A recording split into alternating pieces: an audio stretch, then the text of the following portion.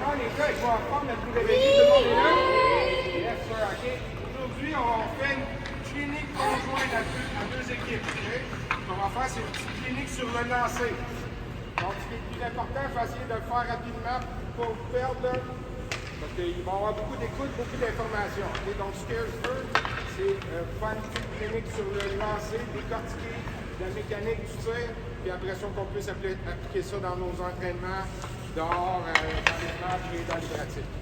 Okay? Donc, on va commencer en vous disant que ce que ça prend, c'est quoi ça prend pour patiner? Ça doit être je parle de patin, on s'en va d'un tir. Qu'est-ce que ça prend? Ah oui, quoi? Ah, des patins en partant. Bonne réponse. Deuxième réponse.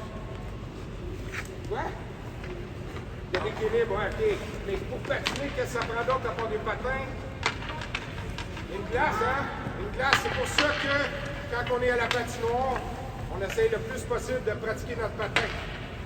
Ça pour vous dire que les lancers, vous pouvez les pratiquer à l'école, vous pouvez les pratiquer à la maison, après au retour d'école, vous pouvez les pratiquer dans votre salon, même avec un bâton. Vous pouvez les pratiquer en dehors du temps de classe qu'on a.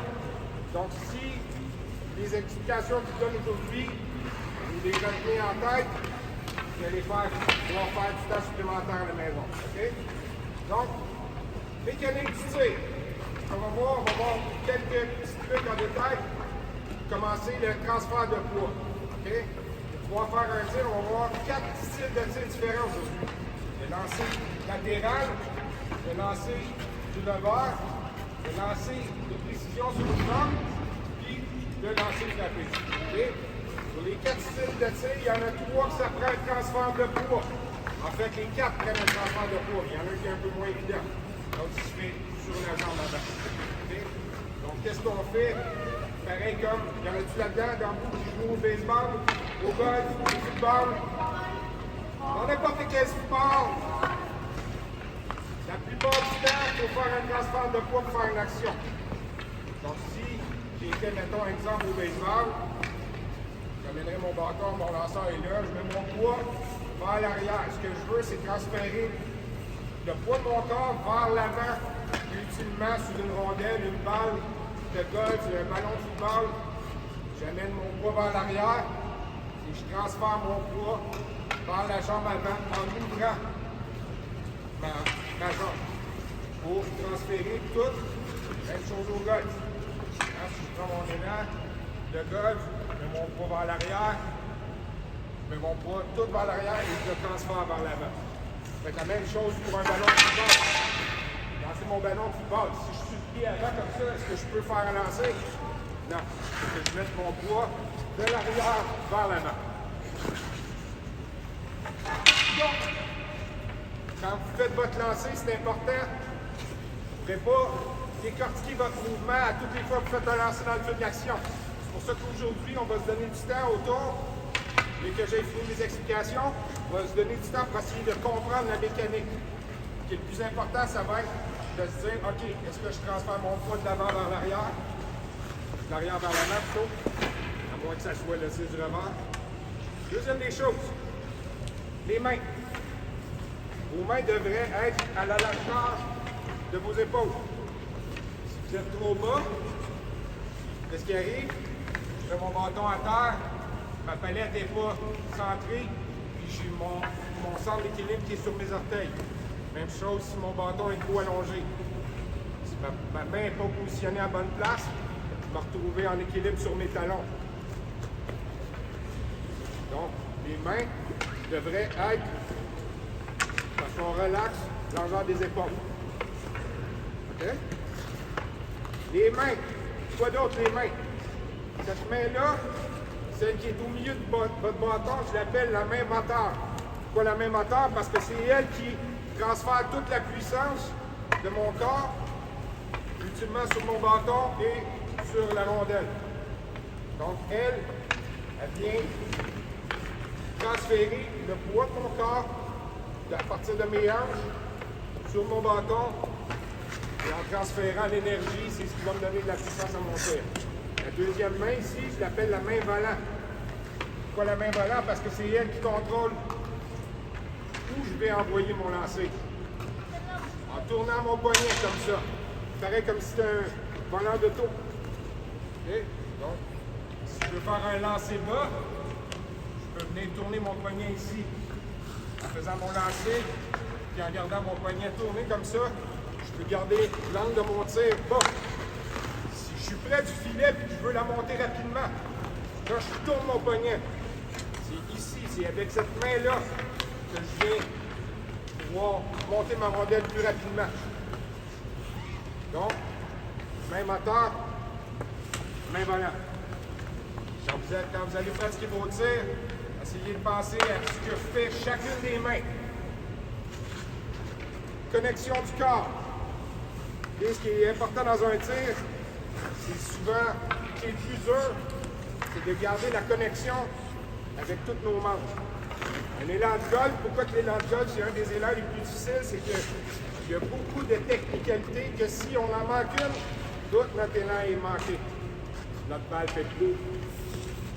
Donc si on veut avoir une connexion, il faut que quand on met notre poids vers l'arrière, si on lève nos genoux, ah ouais, puis je vais revenir sur la position basse, mais si on lève notre genou avant de partir notre lancée, on vient de perdre la puissance. C'est comme s'il y avait une roue qui patinait dans l'air. Perdu. Ah. Il faut qu'on puisse garder tout connecté jusqu'au moment où on relâche tout. Le rôle de la tête, lui, il devrait être d'aligner notre tir. Ça va être pas mal difficile de faire un tir précis si on ne regarde pas où on lance. Donc si je fais un lancer, frapper, un coup que je sais que ma rondelle est là, si je veux faire un lancer frappé avec la rondelle ici, une fois que je l'ai vue, elle est là. Je devrais déjà commencer à lever ma tête pour regarder où je tire. Seconde, oui. Si je fais un lancer latéral, un coup que j'ai amené ma rondelle vers l'arrière, je devrais déjà être en train de lever ma tête. Et si je lève ma tête, que je déplie mes genoux, que je lève mon corps, ou que je ne tourne pas mes épaules, je fais un lancer comme ça c'est classique chez les jeunes. On fait un lancer, on ne tourne pas, aucun pivot. Donc, on va essayer de garder notre corps connecté tout le long du tir. L'ouverture de la jambe est importante. Pourquoi? Pour libérer les coups. Je viens juste de vous montrer un exemple. Si je n'ouvre pas ma jambe arrière, qu'est-ce qui arrive? Je viens d'arrêter la puissance de mon mouvement juste ici. Donc, on ouvre la jambe arrière. On va faire un petit exercice dans 2 secondes. On va pratiquer ça. Ce qu'on va faire, on va se mettre comme ça. On va juste venir porter notre poids vers l'avant. Après ça, on va tourner notre pied comme ça. Dernière chose, position de base. J'aurais dû commencer avec ça. Position de base, bien importante. Menton, genou, orteil. Tu as déjà vu ça? Avec connaissance, menton, genou, orteil. Position de base est bien, bien importante dans n'importe quoi. Pour le patinage, pour les lancers, les passes, l'équilibre. Si vous n'êtes pas en équilibre, si vous n'êtes pas à une bonne position de base, tout ça devient difficile. Donc, toujours la même chose. On met notre bâton sur nos orteils.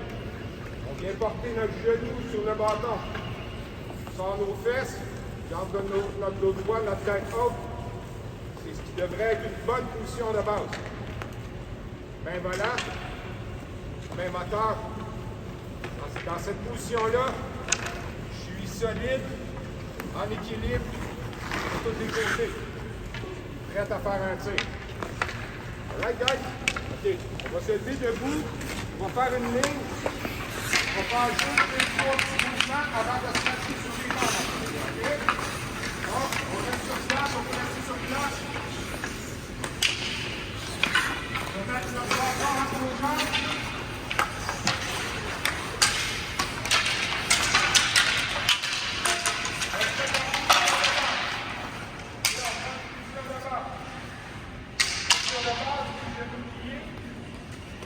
La tête gauche, je vais vous demander de faire sans vos patins beaux. On va transférer notre poids. Donc, si vous faites un lancer à gauche, on va lancer à droite, vous le savez, on transfère le poids de notre hanche sans bouger nos patins. On regarde, ce que je veux qu'on fasse, on va mettre vos mains comme ça. Tout ce qu'on va faire, bouger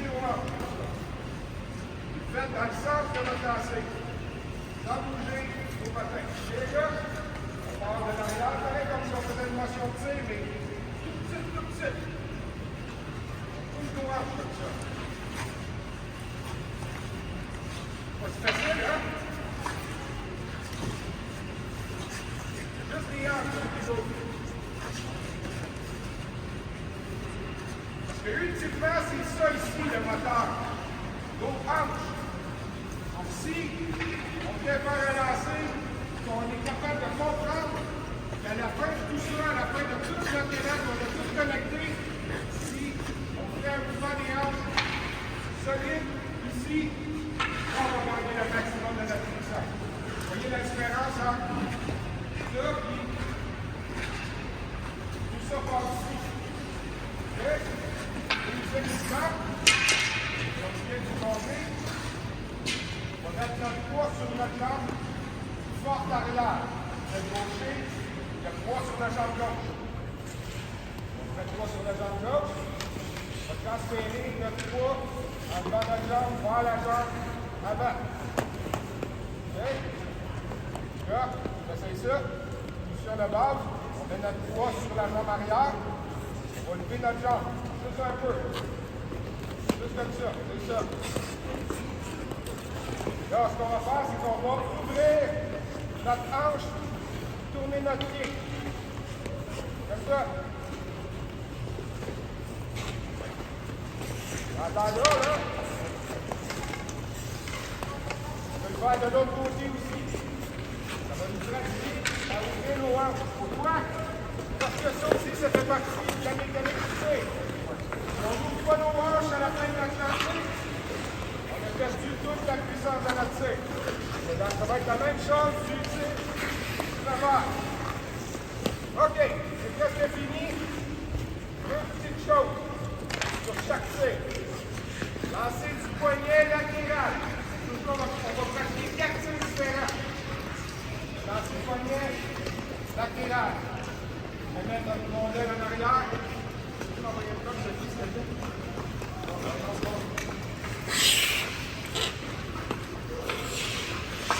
Lancer du poignet latéral. Donc, on va tirer là. De façon latérale. On va mettre notre poids vers l'arrière. Quand on est prêt, on transfère notre poids de l'arrière vers l'avant en libérant notre jambe. C'est ça. En connectant nos bras. Ensuite, sur la base, c'est le contraire. Un mouvement latéral encore. Cette fois-ci, assis de ce côté-là. Je mets le poids de mon corps de la jambe arrière vers la jambe avant. Et on ouvre la jambe pour être chaud.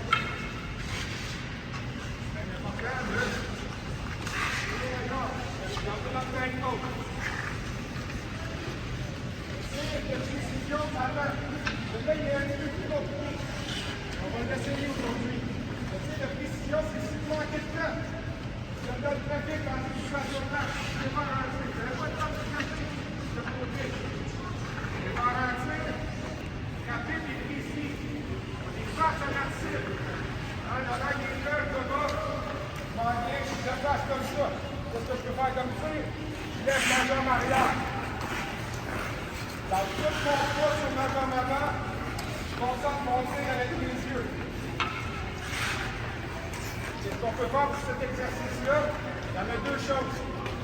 Plier notre genou pour transférer. Parce que là, on a juste une jambe. On n'a pas un transfert de poids d'une jambe à l'autre. Donc, on plie le genou légèrement. Et en faisant notre élan, on vient libérer la puissance. Donc, je peux arriver de façon rapide. Lancer. Lancer pratique. Lancer pratique. Vous devriez avoir une motion qui est environ 2 ou 3 pouces en arrière de votre rondelle. Donc on ne prend pas la rondelle directement, la palette directement sur la rondelle. On l'espace en arrière. Plus que votre lancer va être puissant, plus que ça va prendre de distance en arrière. Quand vous allez être en train de pratiquer sur les bancs, les lancers frappés. Décroche votre bâton. Et sentir le flex de votre bâton. Parce que c'est ça qui va transférer la puissance de votre tir. On garde tout ça connecté ensemble. On peut arriver à relâcher quand on a tout connecté ensemble. Donc on va prendre 5 minutes. On va se mettre un petit point de barre tout le monde.